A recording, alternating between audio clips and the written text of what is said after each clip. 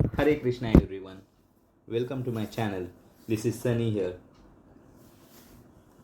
जैसे कि मैंने आपको मेरे पिछले वीडियो में हरि और हर इनके बीच के अनुराग के बारे में बताया था, तो उसी चीज़ को ध्यान में रखते हुए मैं चल पड़ा हूँ हरिहरेश्वर मंदिर की तरफ। ये मंदिर बहुत ही खूबसूरत मंदिर है। इस मंदिर को देवभूमि या देवघर भी कहा जाता है।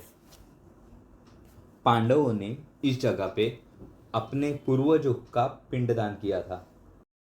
हरिहरेश्वर मंदिर महाराष्ट्र के रायगढ़ जिले में स्थित है, जिसे दक्षिण काशी के नाम से जाना जाता है। हरिहरेश्वर को भारत का एक जरूरी तीर्थस्थल माना जाता है। अभी हम पहुंच गए हैं हरिहरेश्वर मंदिर के पास और ये है इसका एंट्रेंस। और यहाँ पे आप देख पाओगे कि रास्ते के दोनों तरफ दुकानें हैं और यहाँ से आप अपनी ज़रूरत के हिसाब से सामान ले सकते हो। मंदिर के परिसर में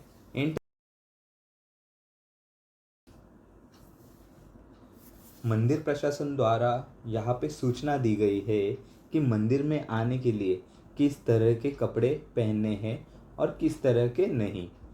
तो आप भी उचित प्रकार के कपड़े पहन के ही यहाँ पे आए, ताकि आपको भी भगवान के दर्शन हो पाए, नहीं तो आपको अंदर दर्शन नहीं मिल पाएगा। इस मंदिर के पास 2 दीपमाल है। उत्सव के दिनों में यहाँ दिए जलाए जाते हैं। हरिहरेश्वर गांव 3 पहाड़ों के बीच है, जिनके नाम है हरिहरेश्वर, हर्षिनाचल और पुष्पाद्री। हरिहरेश्वर मंदिर पेशवाओं के कुल देवता है। ऐसा अंदाजा है कि हरिहरेश्वर मंदिर शिव काल का है। इस मंदिर का जीर्णोद्धार पहले बाजीराव ने 1723 में करवाया था। मंदिरों की छतें कोकणी स्टाइल में ढलान वाली है। इस मंदिर के बारे में कहा जाता है कि जब बलिराजा वामन देव को 3 पग जमीन देने को तैयार हुए थे, तो वामन देव ने पहला कदम इसी जगह से उठाया था। मंदिर के पीछे एक हरी भरी पहाड़ी है और बाजू में नीला समंदर। इस जगह पर मुख्य रूप से 4 मंदिर है। पहला मंदिर काल भैरव और योगेश्वरी का है। दूसरा मंदिर हरिहरेश्वर का है। तीसरा मंदिर सिद्धिविनायक का है और चौथा मंदिर हनुमान जी का है। सबसे पहले लोग यहाँ काल भैरव जी के दर्शन करते हैं और फिर हरिहरेश्वर जी के दर्शन करते हैं और फिर दोबारा काल भैरव जी के दर्शन करते हैं। कहा जाता है कि इसके बिना दर्शन पूरे नहीं होते। एक एक करके हम चारों मंदिर के दर्शन करेंगे। तो चलते हैं सबसे पहले काल भैरव जी के दर्शन करने, और उसके लिए हम लग गए हैं दर्शन की लाइन में। कहा जाता है कि काल भैरव की मूर्ति अगस्त्य ऋषि ने स्थापित की थी। पुराणों के कथाओं के अनुसार विंध्याचल पर्वत को एक समय अपने आकार पर बहुत घमंड होने लगा। उसे लगता था कि वह पृथ्वी का सबसे बड़ा पर्वत है। फिर उसने अपने आकार को बढ़ाना शुरू कर दिया और फिर वह आकार में बहुत बड़ा हो गया। फिर पृथ्वी को भी उसका भार संभालना मुश्किल होने लगा। कुछ ही समय बाद पृथ्वी पर सूर्य की किरणें भी दिखना बंद हो गई। जब सभी को यह भय सताने लगा कि सूर्य के प्रकाश के बिना धरती पर जीवन समाप्त हो जाएगा, तो सभी ने महादेव को पुकारा। महादेव ने विंध्याचल पर्वत का अभिमान दूर करने का कार्य अगस्त्य मुनि को सौंपा। विंध्याचल पर्वत अगस्त्य ऋषि को अपना गुरु मानते थे। अगस्त्य ऋषि तब उत्तर काशी में थे। महादेव की आज्ञा अनुसार वे पैदल ही विंध्याचल पर्वत पर पहुंचे। विंध्याचल पर्वत का विशाल आकार देखकर उन्होंने विंध्याचल पर्वत को आदेश दिया कि मैं दक्षिण दिशा में जाना चाहता हूँ, परंतु तुम्हारे आकार के कारण मैं आगे नहीं जा सकता। अगस्त्य तब विंध्याचल पर्वत ने अपना आकार छोटा किया और गुरु को झुक के प्रणाम किया, परंतु अगस्त्य ऋषि ने विंध्याचल पर्वत से कहा कि मैं दक्षिण दिशा में जा रहा हूँ और जब तक मैं वापस ना आऊं तब तक यही झुक के रहना। परंतु इसके बाद अगस्त्य ऋषि उत्तर दिशा में वापस नहीं गए और तब से विंध्याचल पर्वत अगस्त्य ऋषि की प्रतीक्षा कर रहा है। तो अभी हम आए हैं काल भैरव जी के दर्शन करने। यह मंदिर अपने आप में बहुत सुंदर है।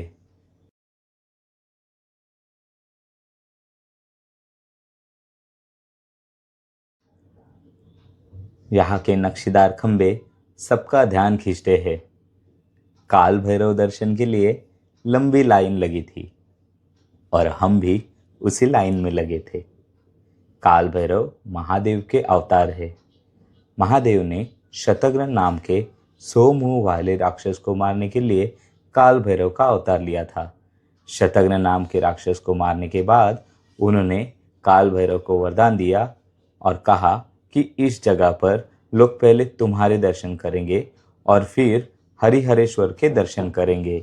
इसीलिए यहाँ पे काल भैरव के दर्शन करते हैं और फिर हरिहरेश्वर के दर्शन करते हैं और हरिहरेश्वर के दर्शन करने के बाद फिर से काल भैरव के दर्शन करते हैं और उनसे कहते हैं कि हमने हरिहरेश्वर के दर्शन कर लिए हैं और अब हमारे दर्शन पूरे हो गए। काल भैरव के 4 हाथों में एक डमरू, एक तलवार, एक त्रिशूल और मस्तक दिखाई देता है और काल भैरव के बगल में देवी आदिमाया आदिशक्ति योगेश्वरी है। हरिहरेश्वर मंदिर का प्रवेश द्वार काल भैरव के मंदिर के ठीक सामने है। तो अभी हम जा रहे हैं हरिहरेश्वर जी के दर्शन करने। इस मंदिर में नंदी, गणेश जी और गरुड़ देव की मूर्ति है। मंदिर को देख के कोकण के घरों की याद आती है। कोकण में घर ऐसे ही दिखते हैं और ये मंदिर भी कोकण में ही है।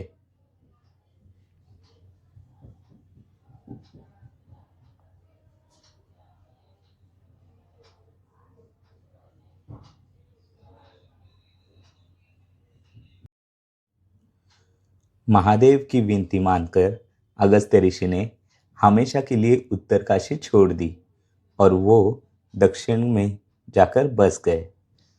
अगस्त्य मुनि को उत्तरकाशी की कमी महसूस ना हो और उनका बलिदान व्यर्थ ना जाए, इसलिए ब्रह्मा, विष्णु, महेश और आदिमाया पार्वती यहाँ के लिंग रूप में स्थापित हुए। इसीलिए इस तीर्थ स्थल को दक्षिण काशी भी कहा जाता है। इसीलिए यह शिवलिंग अद्भुत है और यह शिवलिंग दूसरे शिवलिंगों से थोड़ा अलग है। मंदिर में ये नंदी जी की सुंदर मूर्ति है जो महादेव जी का मतलब हरिहरेश्वर जी का दर्शन लेते रहते हैं। उनके पास में ही है ये गणेश जी की सुंदर मूर्ति। गणेश जी की मूर्ति के पास ही है गरुड़ देव जी की सुंदर मूर्ति। और जैसे कि आप यहाँ पर देख पा रहे हो, बहुत सारे भाविक आज भी मंदिर में दर्शन लेने के लिए आए हैं।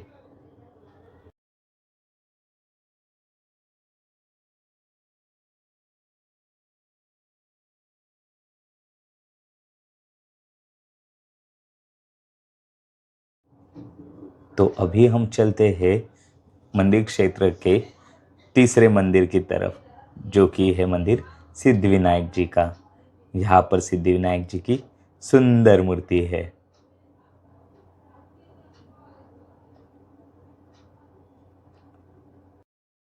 अभी हम चलते हैं इस मंदिर परिसर के चौथी मंदिर में, जो है हनुमान जी का। हनुमान जी भी यहाँ बहुत सुंदर लग रहे हैं और उनके पास में है ये शिवलिंग।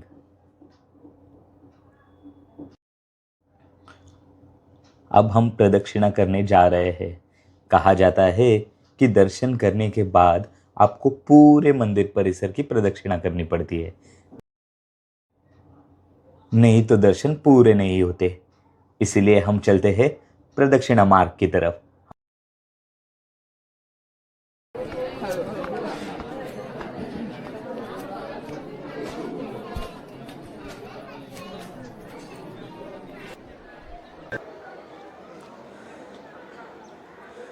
तो ये दोनों मंदिर के कलश है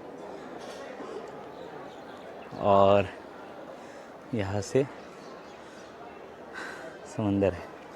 तो अभी हम हमारी प्रदक्षिणा स्टार्ट कर रहे हैं, तो चलिए प्रदक्षिणा स्टार्ट करते हैं।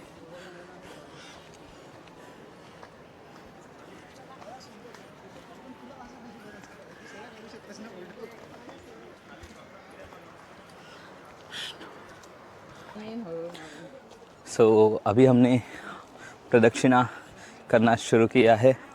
ये कुछ प्रदक्षिणा मार्ग है, इस तरीके से ऐसे हमें जाना है।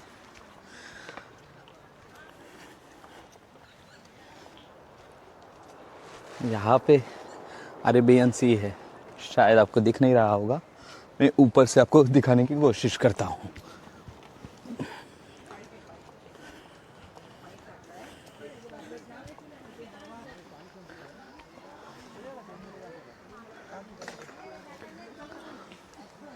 तो कुछ इस तरीके से नज़र आता है अगर आप यहाँ से देखोगे। तो चलिए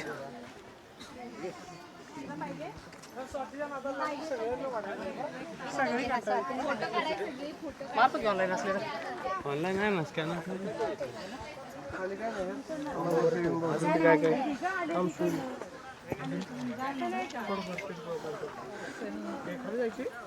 तो यहाँ से जाना है हमें।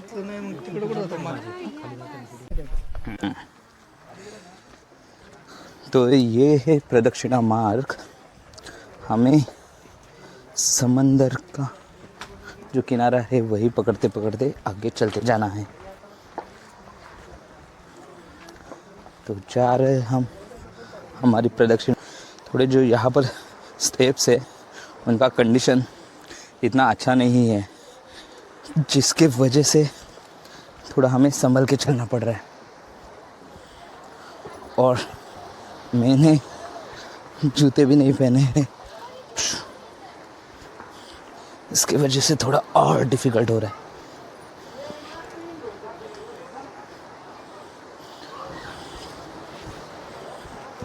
तो फाइनली ऑलमोस्ट हम उतर चुके हैं। यहाँ से हम नीचे उतरे हैं। अभी हम प्रदक्षिणा करने जा रहे हैं।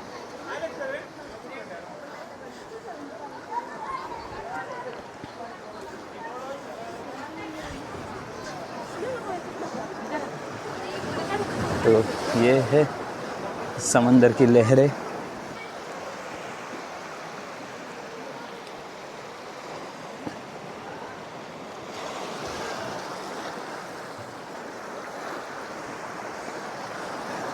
अब प्रदक्षिणा करने के लिए जब भी आते हो तो पहले जो यहाँ पर लोकल वेंडर्स है या यहाँ के लोकल लोग हैं उनसे एक बारी पूछ लेना कि भर्ती का टाइम है या ओटी का।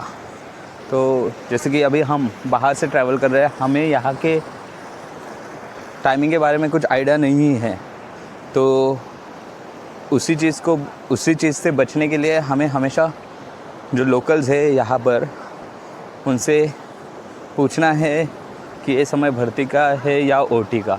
भर्ती में बेसिकली क्या होता है कि मतलब जो समंदर का पानी है वो अंदर आता है, अंदर इन द सेंस ये ऊपर चले जाता है। यहाँ पर जैसे अभी हम यहाँ पर खड़े हो पा रहे हैं, तो जब भी भर्ती का टाइम रहता है तो भर्ती के समय हम यहाँ पर खड़े नहीं रह पाएंगे, क्योंकि ये जो समंदर का पानी है ये इस पत्थर के ऊपर आने के बाद वो लगभग मतलब ये जो कॉर्नर दिख रहा है आपको, जहाँ पर मैं पॉइंट आउट कर रहा हूँ, यहाँ तक पानी आएगा, शायद उसके ऊपर भी। तो हम हो सकता है कि हम डूब जाए। इसीलिए इन सब चीज़ों की बारे में जानकारी रखना हमारे लिए बहुत इम्पोर्टेंट है। यहाँ पे थोड़ा संभल के चलने की ज़रूरत है, क्योंकि थोड़ा ये रास्ता स्लिपरी है, तो गिरने के चांसेस बहुत ज़्यादा है यहाँ पर।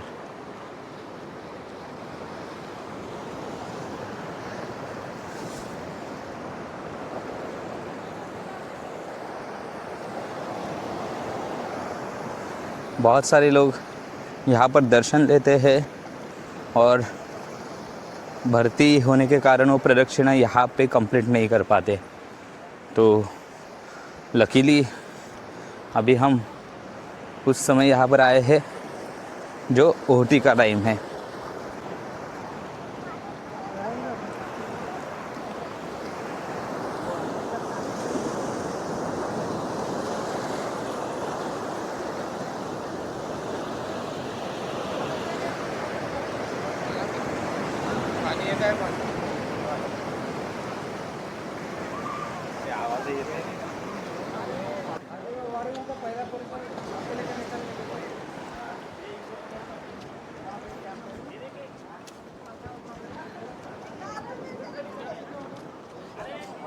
खाली बघ पुढे बघ.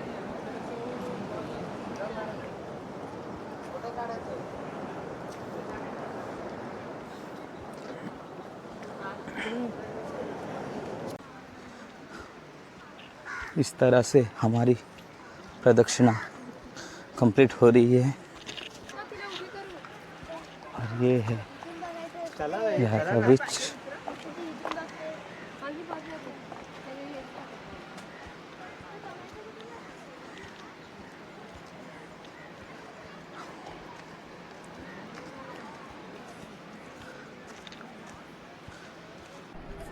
तो यहाँ से हम चलते हुए आए थे, हमने हमारी प्रदक्षिणा इस मार्ग से कंप्लीट की है। तो ये है, ये मंदिर है। तो यहाँ पर मंदिर है। तो अभी हमारी प्रदक्षिणा कंप्लीट हो चुकी है, ऐसे हम मान सकते हैं। हाँ, चलिए हम यहाँ से चलते हैं। तो ऐसा था मेरे आज के दर्शन का अनुभव। इस वीडियो को मैं यही समाप्त करता हूँ और लेता हूँ आपसे विदा। अगर आपको ये वीडियो अच्छी लगी हो तो लाइक करें, कमेंट करें और शेयर कीजिए इस वीडियो को अपने दोस्तों के साथ। हरे कृष्णा।